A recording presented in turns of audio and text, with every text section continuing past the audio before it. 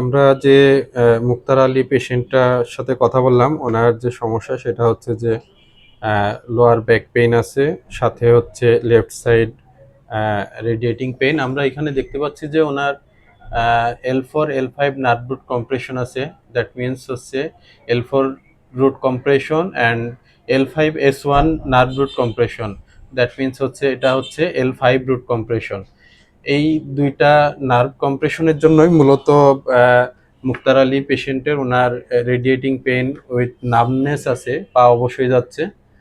তো এবং তার ভার্টিব্রাল যে কার্ভ আছে সেটা লস আছে। এখানে সার্ভাইকাল লর্ডোটিক কার্ভ সোজা হয়ে গেছে। এটা যে শেপ থাকার কথা, মানে এটা লর্ডোটিক টাইপ থাকার কথা, কিন্তু এটা স্ট্রেট ফরওয়ার্ড হয়ে গেছে।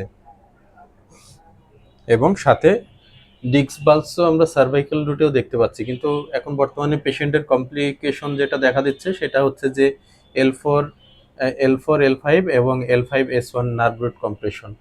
তো এই পেশেন্ট আমাদের কাছে এসেছে মূলত তার লোয়ার লিম্বের যে সমস্যা সেটা নিয়ে।